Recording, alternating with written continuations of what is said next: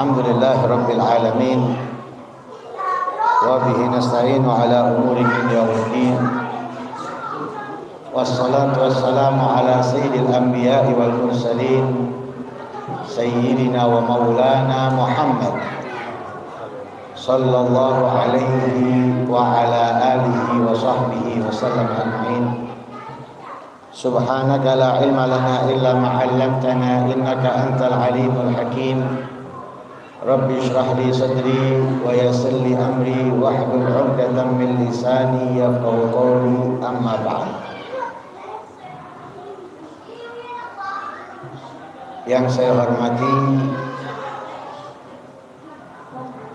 para alim ulama, para asatidz, wabil khusus Ustadz Imin dan Al-Habib Husain, Ustadz Unan dan Pak RT Kandi, semoga dipanjangkan umurnya dalam keadaan sehat walafiat, mendapatkan selalu ridha, rahmat, hidayah, taufik dari Allah Subhanahu wa taala. Dan kita yang hadir, mudah-mudahan Allah luaskan rezeki kita dari yang halal, barokah, manfaat dunia dan akhirat. Amin Allahumma amin. Ini sebelum dimulai, untuk anak-anak kecil kalau diem dapat hadiah duit. Tentunya dari Pak Haji Ali atau Ibu Haji Akhnawati, bukan dari saya. Untuk ibu-ibunya insya Allah dapat hadiah umroh kalau diem. Gak ada yang mau, Bu, gak ada yang mau dapat hadiah umroh. Oh, gak ada yang mau ibunya. Mau hadiah apa, Bu? Bu, kalau dia mau dapat hadiah apa? Hah? Alhamdulillah, di malam yang penuh barakah ini Allah Subhanahu wa taala mengumpulkan kita di dalam acara yang terlihat sederhana, terlihat kecil, akan tetapi ini sangat besar. Kenapa kok sangat besar? Balasannya dari Allah Subhanahu wa taala di antaranya disebutkan oleh Rasul sallallahu alaihi wasallam di dalam hadisnya, nazalat alaihi musakinah wa ghasyiyatuhumur rahmah. Allah turunkan ketenangan, kedamaian, ketentraman. Kalau kita sekarang berada di rumah, pikiran kita pasti kacau. Mikir untuk besok, untuk lusa, untuk seminggu lagi atau sebulan lagi. Atau bahkan memikirkan hutang yang mau ditagih debt collector besok atau lusa. Tapi ketika kita hadir di majelis seperti ini, pikiran itu gak ada, tenang. Jadi waktu berangkat mungkin masih ada, tapi ketika di sini tenang. Mungkin gak tenangnya satu, kepanasan. Gak tenangnya satu, kepanasan. Mungkin yang orangnya gak betah panas, dia akan semakin gelisah, apalagi kalau kelamaan. Adapun pikiran dan hatinya tenang. Karena memang apa? Itulah yang dijanjikan oleh Allah. Nazalat alaihimus sakinah, diturunkan oleh Allah ketenangan. Kemudian wa ghasyiyatuhumur rahmah. Bukan hanya ketenangan, tapi diliputi oleh Allah dengan rahmat. Rahmat ini wajib kita cari. Tentunya kita mencarinya di dalam kebaikan. Karena nggak mungkin rahmat itu ada di dalam keburukan. Nggak mungkin rahmat itu ada di dalam kemaksiatan. Adanya dalam kebaikan, kesunahan. Disebutkan di dalam hadis, ala inna fi ayyami dahrikum nafahat, atau dalam riwayat la nafahat ala fata'aradu laha. Ketahuilah, di waktu-waktu hidup kalian Allah mencurahkan rahmat-rahmatnya, ampunannya, pemberiannya. Tapi yang bakal mendapatkan pemberian itu yang mau mengambilnya, yang mau menerimanya. Saya kasih gambaran. Dibagi sembako di kelurahan atau di kecamatan, kira-kira yang dapat siapa? Yang nggak datang atau yang datang? Yang datang yang bakal dapat, yang nggak datang nggak bakal dapat. Kita diperintahkan untuk apa? Mendatangi rahmat di dalam kebaikan dengan mengerjakannya, dengan menghampirinya. Nah, di situ kita akan mendapatkan rahmatnya Allah Subhanahu wa ta'ala, pemberiannya Allah.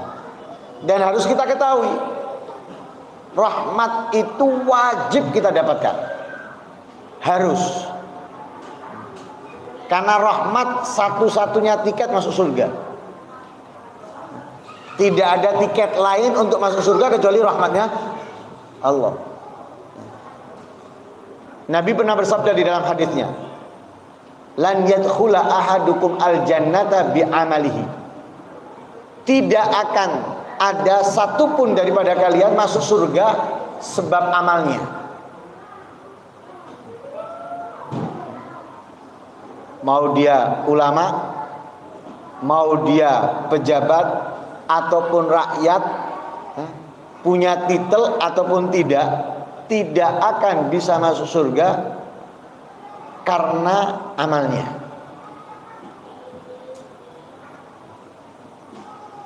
Serentak para sahabat bertanya kepada Rasulullah, ya Rasulullah, wala anta? Wahai Rasulullah, sekalipun engkau. Katanya Rasulullah, wala ana, sekalipun aku. Illa an yataghammadani Allahu birahmatih, kecuali Allah memberikan rahmatnya kepadaku. Kalau Nabi itu sudah rahmatnya Allah. Nabi itu sudah rahmatnya Allah. Wa ma arsalnaka illa rahmatan lil alamin. Nabi itu adalah rahmatnya Allah. Sebagaimana di dalam ayat yang lain, Qul bi fadlillahi wa bi rahmatihi fabidzalika fal yafrahu.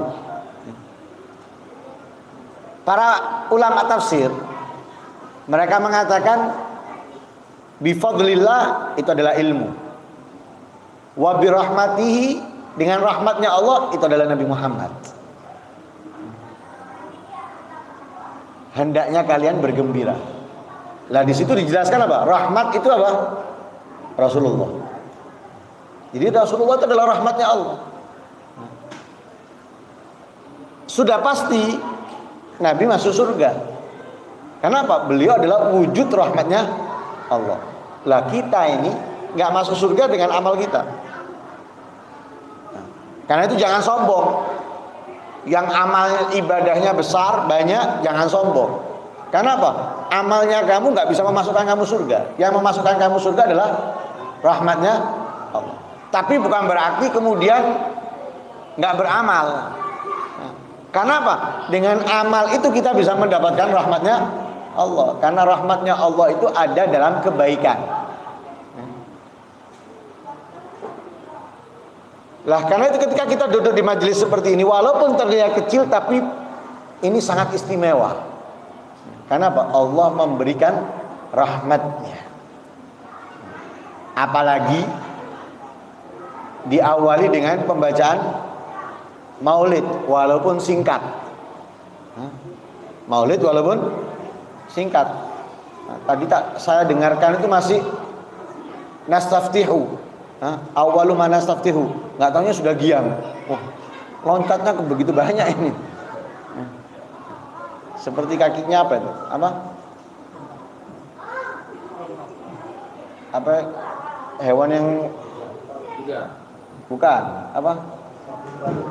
Bukan hewan yang lompatnya jauh itu. Kanguru. Nah, seperti kanguru loncatnya jauh.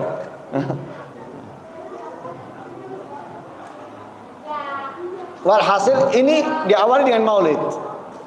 Sedangkan ketika kita bersolawat kepada Nabi sekali dibalas oleh Allah 10 kali. 10 rahmat Allah berikan kepada kita.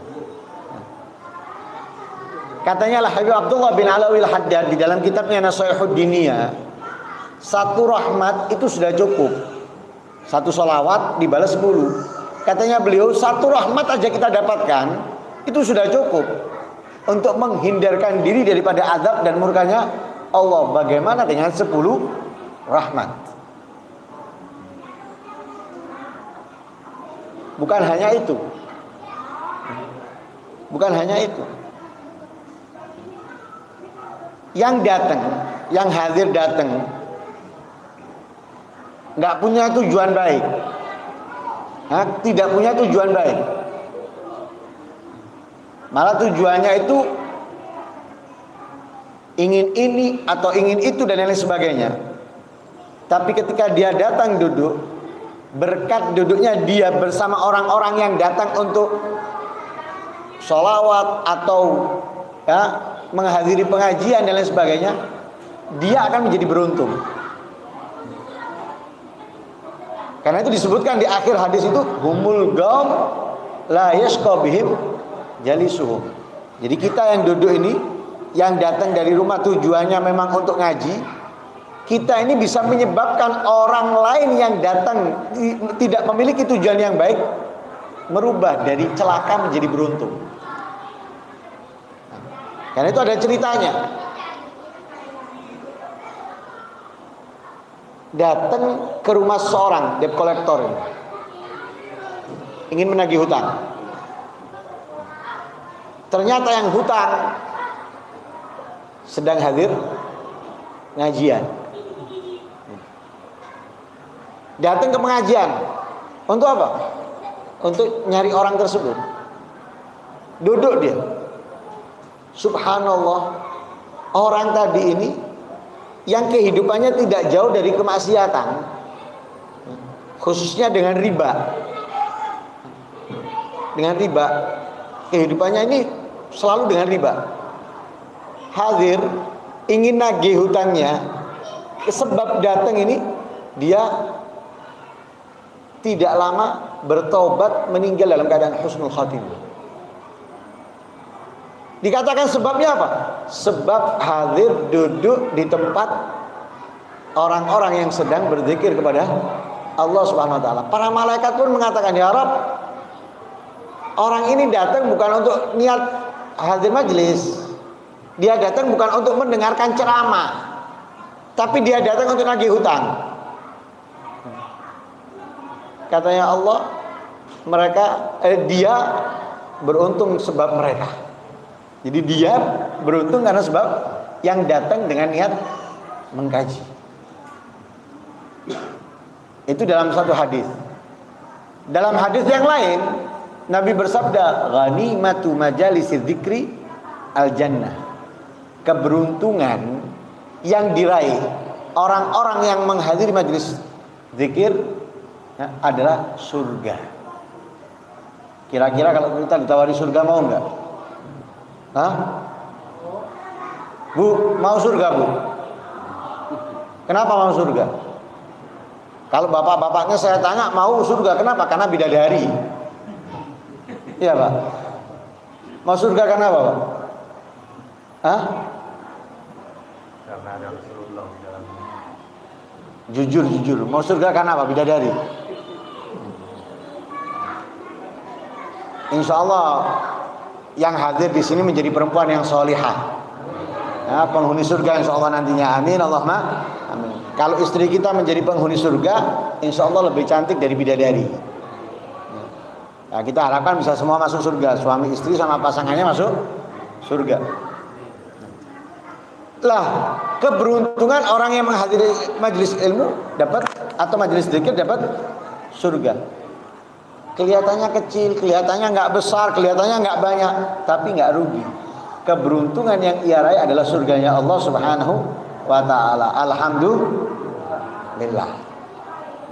Semoga Allah benar-benar mewujudkan apa yang kita harapkan dari kehidupan dunia ini untuk kesuksesan kebahagiaan kelak di akhirat. Amin Allahumma amin. Salawat serta salam tak lupa kita haturkan kepada junjungan kita Nabi besar Muhammad sallallahu alaihi wasallam. Singkat aja, karena terus terang ini termasuk acara yang kejam.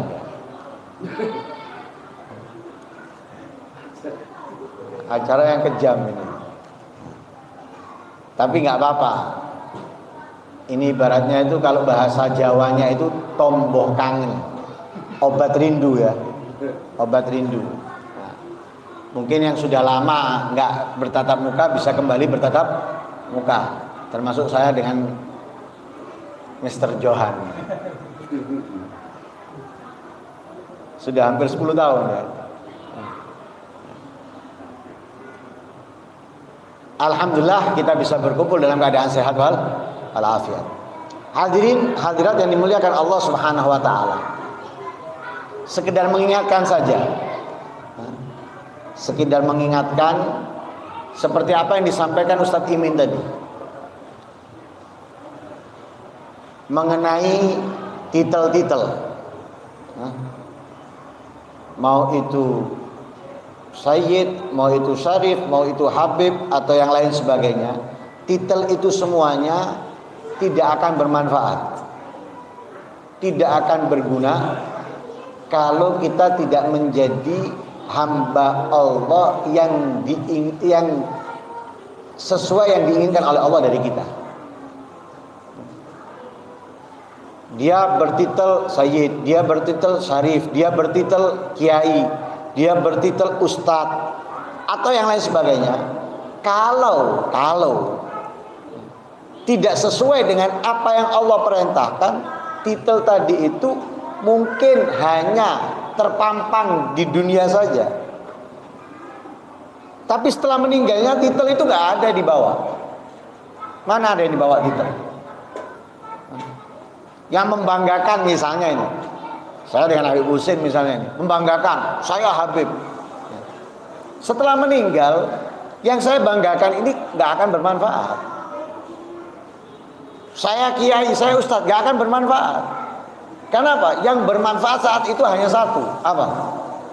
Amal. Yang bermanfaat hanya amal. Makanya Rasulullah pernah bersabda apa? Yatba'ul mayyit salat. Yang mengikuti mayit itu ada 3.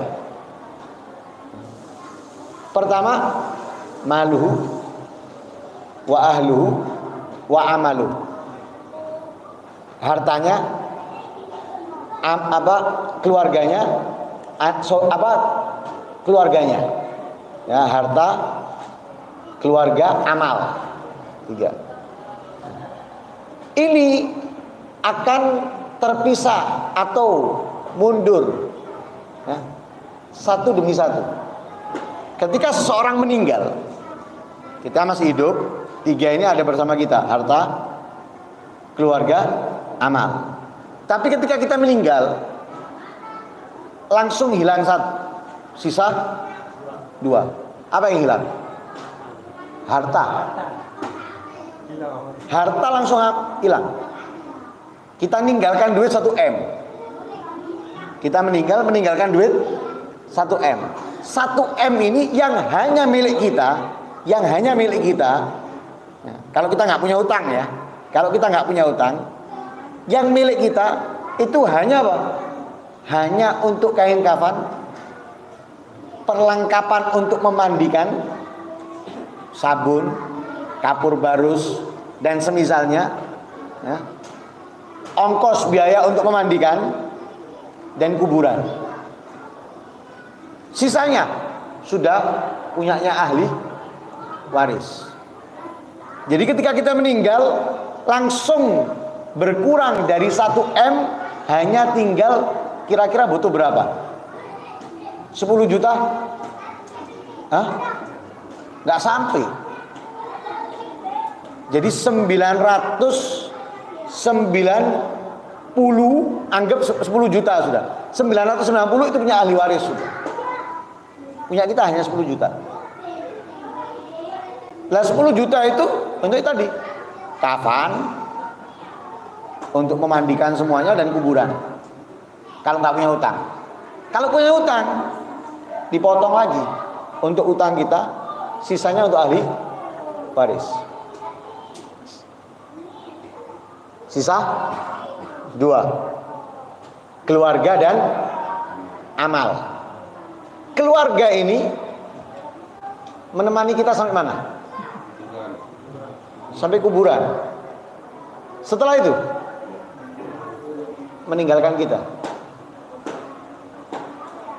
Istri yang kita sayangi atau suami yang dicintainya, anak yang ditimang-timang, ya, yang pusing untuk biaya masuk pendaftaran baru dan yang lain sebagainya, dan lain-lain sebagainya. Ini mengantarkan kita sampai kuburan. Setelah itu meninggalkan kita. Sisa apa? Amal. Lah amal ini teman setia kita. Teman setia kita itu hanya amal yang mau mendampingi kita bahkan di saat kita di liang lahat. Titelnya yang nemeni.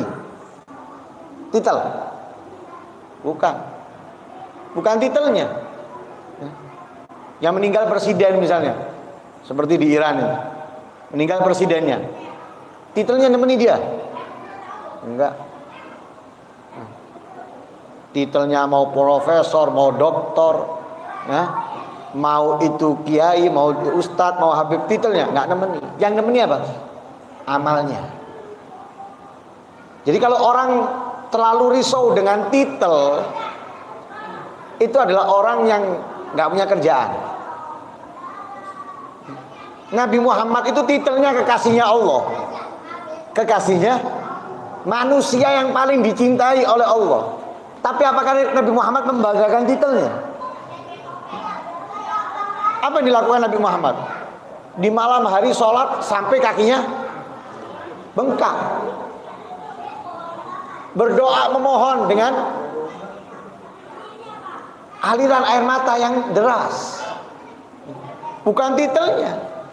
Padahal kunci surga dipegang oleh Nabi. Di tangannya Nabi kunci surga. Tapi Nabi nggak pernah membanggakan titelnya. Bahkan sudah dinas dalam ayat Al-Quran, nggak mungkin berubah.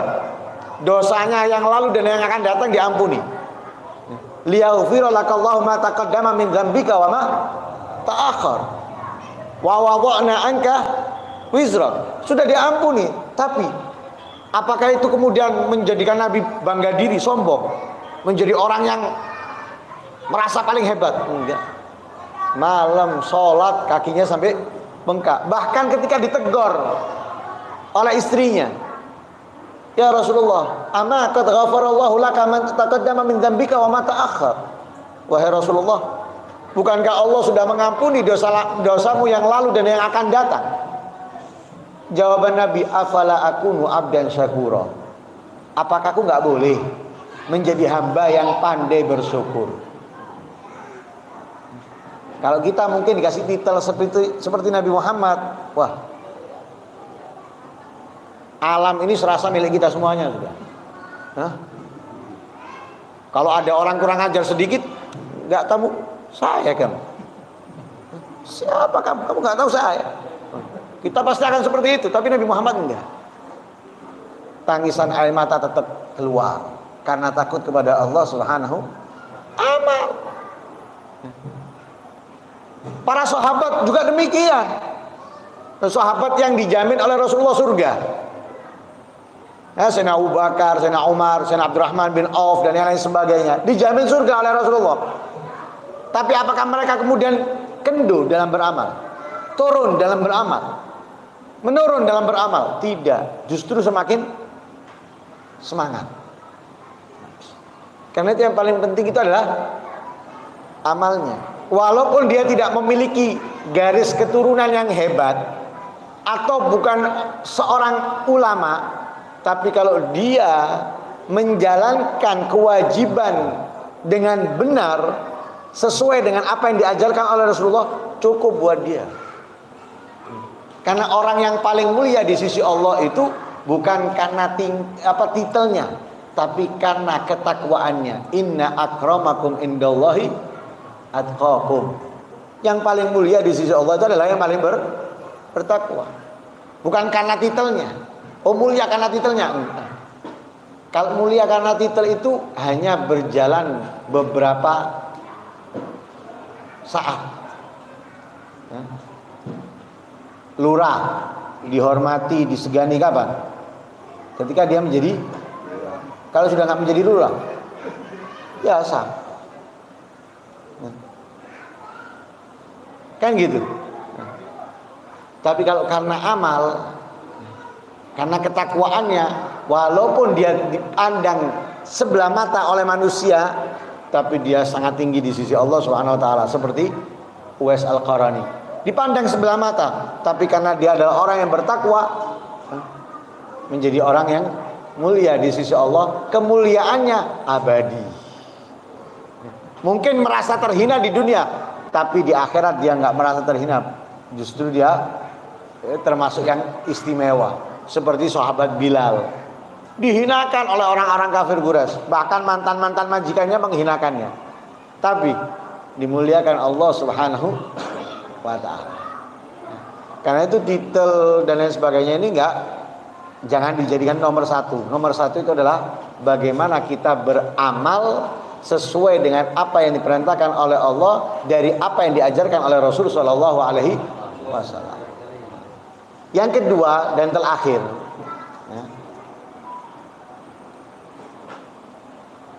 musola, masjid, pondok, madrasah dan yang lain sebagainya, itu tidak akan mungkin berjalan kalau semuanya berilmu. Semuanya berilmu, tidak jalan. Coba perhatikan, kalau misalnya di satu musola atau masjid semuanya yang nganukan berilmu, nggak jalan. Pondok yang nganu semuanya berilmu, nggak jalan. Dibutuhkan orang yang nggak berilmu. Dibutuhkan orang yang nggak berilmu. Kalau semuanya berilmu nggak jalan. Adanya pabrik, siapa yang punya pabrik? Orang yang punya duit. Adanya pabrik itu untuk apa? Untuk menjalin kerjasama. Dengan siapa? Dengan orang-orang yang nggak punya duit. Akhirnya apa? Berjalan pabrik. Kalau nggak ada orang yang nggak berduit, bisa berjalan pabrik? Nggak bisa. Yang punya duit ngerjakan sendiri. Hah? Nggak sampai 1 bulan berdiri pabrik, stroke dia, nggak bisa kerja. Kenapa? Kecapean. Pikiran, susah tidur, habis. Tapi dibutuhkan orang yang punya duit untuk apa? Nah, ngisi pabrik itu menjalankan. Yang punya duit ngatur. Kalau seperti di sini, yang punya ilmu Ustaz Imin, Habib Husin dan lain sebagainya. Yang ada yang nggak punya ilmu, tapi bantu yang punya ilmu. Yang punya duit bantu dengan duitnya. Yang punya tenaga dengan tenaganya, jalan. Ini namanya kerja sama. Lah itulah yang diperintahkan oleh Allah dari kita. Ta'awanu 'alal birri wat taqwa. Saling bantulah, saling tolonglah dalam kebaikan dan dalam ketakwaan. Diperintahkan saling tolong, saling bantu. Makanya Nabi Muhammad itu memerintahkan kita saling tolong, saling bantu. Itu bukan hanya kepada sesama ini. Orang yang dizalimi, orang yang menzalimi, kita perlu membantunya. Katanya Rasulullah, Pak, unsur akhaka zaliman aw madluman. Bantu saudaramu yang melakukan kezaliman dan yang dizalimi. Sahabat bertanya, ya Rasulullah, kalau yang dizalimi kami membantunya tahu, tapi bagaimana membantu yang menzalimi? Apakah membantu yang menzalimi itu berarti kalau melihat ada orang dipukul ikut mukul juga? Misalnya. Atau kalau ada yang berantem kita bantu dia. Bantu yang menzalimi itu dengan apa? Hindarkan dia dari kezaliman. Jauhkan dia dari perbuatan zalim. Lu diperintahkan membantu, tapi membantunya untuk menghindarkan dia daripada kezaliman. Kalau yang dizalimi, selamatkan dia daripada kezaliman. Yang menzalimi, selamatkan dia dari perbuatan zalim. Loh, kita diperintahkan membantu. Nah, karena itu butuh apa?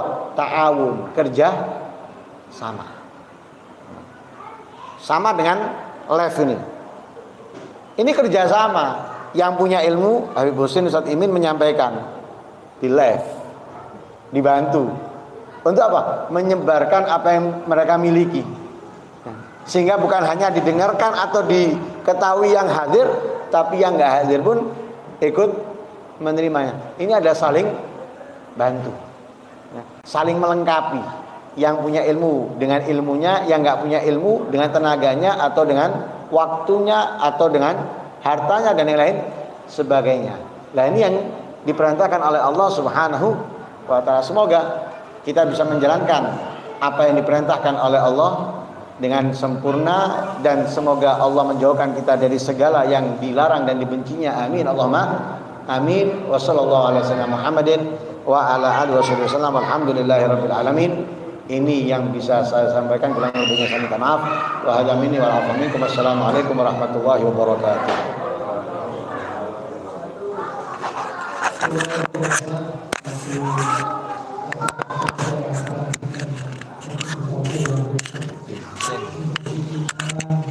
Ini habis dah nyala.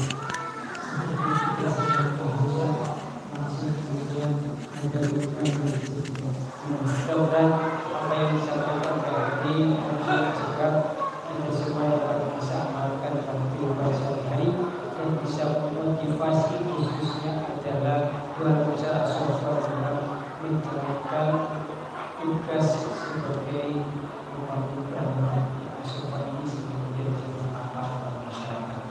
Dan pada akhirnya kemudian kita berdoa kepada Allah Subhanahu wa taala acara ini acara yang itu kita semua saya membantu saya untuk memimpin acara ini sebelum kemudian kita bersama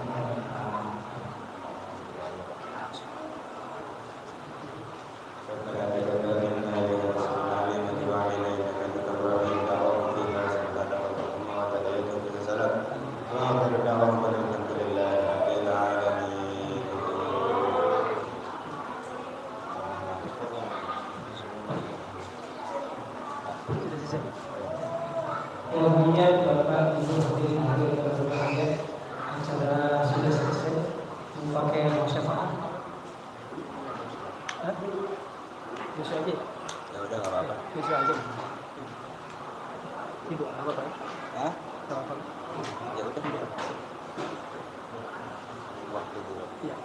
Baik, di sini ada masalah insyaallah di malam Kamis bersama berhutang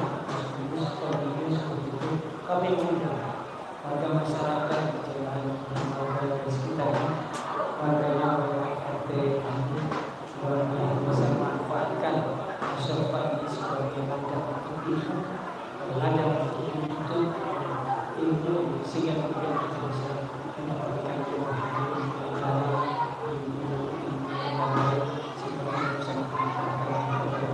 kehidupan dan segala Allah Subhanahu wa ta'ala.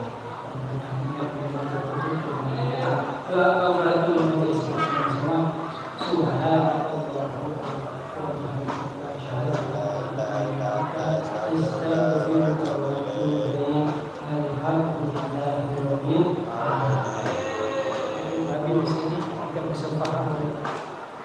Habib di sini terus. Yuk.